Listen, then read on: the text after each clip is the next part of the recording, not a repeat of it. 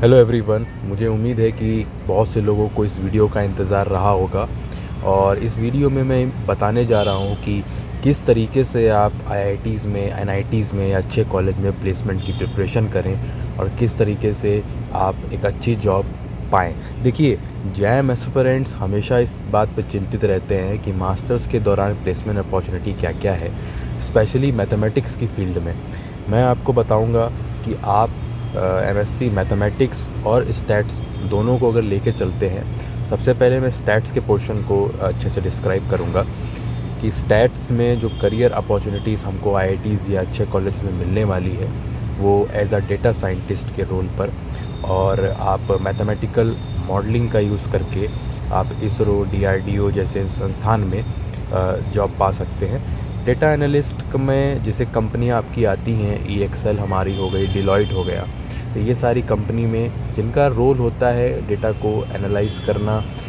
जैसे कि अगर आप एग्ज़ाम्पल के तौर पे आप नेटफ्लिक्स देखते हैं, तो किस तरीके का आप शो देखने वाले हैं, तो वो प्रिडिक्ट करता है। जैसे अमेज़ॉन जो होता है आपका प्रोडक्ट प्रिडिक्ट करता है कि आप नेक्स्ट प्रोडक्ट क्या खरीदने वाले हैं। तो इन सारी चीज़ों का आप पर एक तरीके से हिस्ट्री पर नज़र रखना, ताकि उनकी कंपनी की सेल बहुत अच्छी हो सके।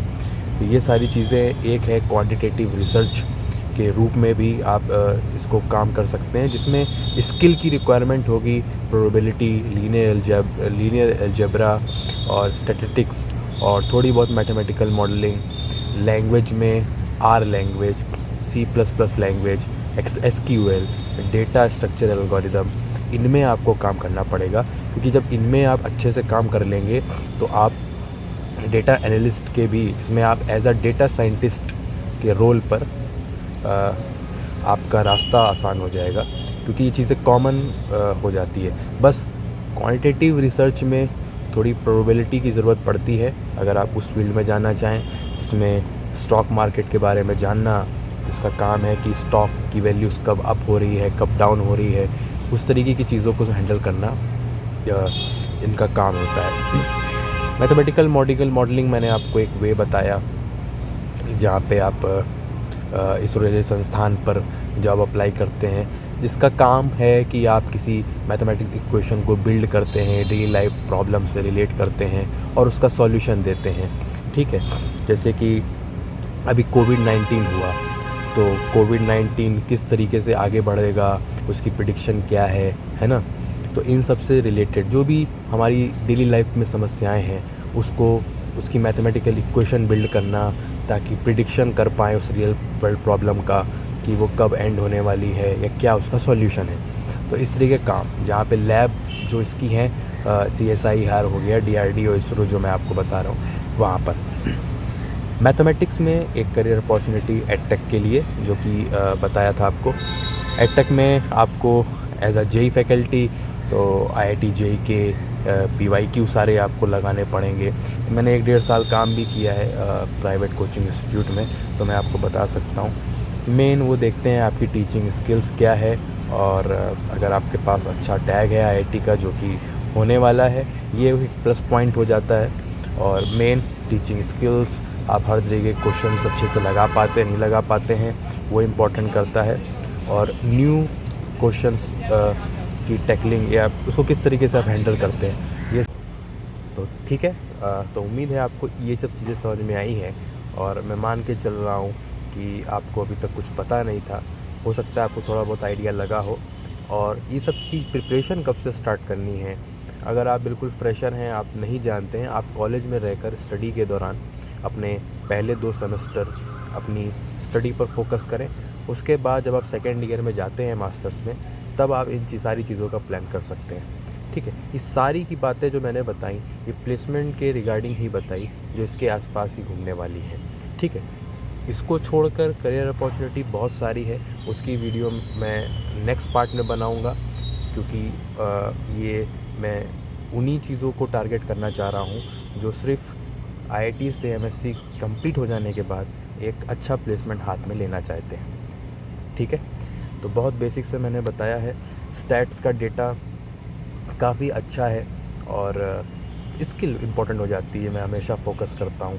अगर आप स्टैटिस्टिक्स से ही एमएससी कर रहे हैं तो आपका कोर्स करिकुलम आपको वहाँ पे फॉलो करना है, जो मैंने आपको बताई कि आपको मशीन लैंग्वेज हो गया, आर लैंग्वेज हो गया, पाइथन हो गया, इन सारी चीज़ों पे आपको काम करना पड़ेगा।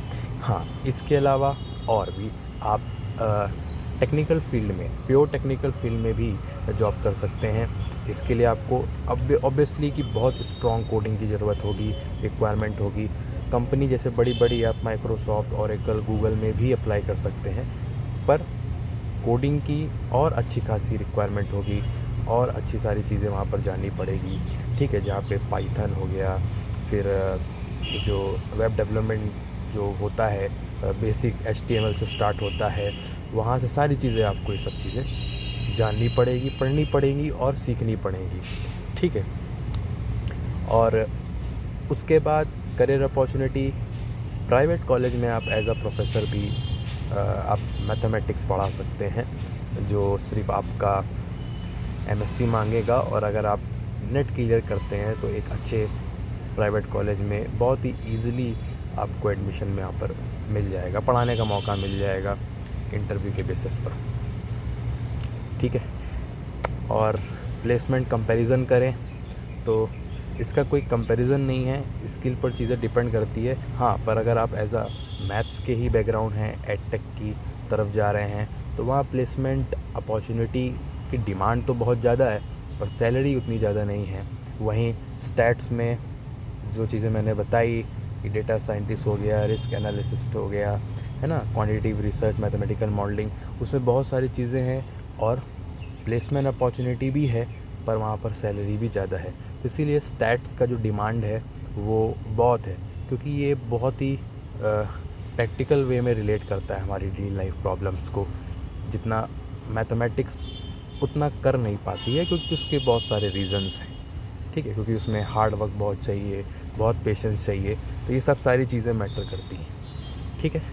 तो बहुत बहुत धन्यवाद, आपने मेरी वीडियो देखी। अगर आपको ज़रा से भी वीडियो पसंद आई तो आप दोस्तों को शेयर कर सकते हैं, चैनल को सब्सक्राइब कर सकते हैं। बहुत बहुत धन्यवाद।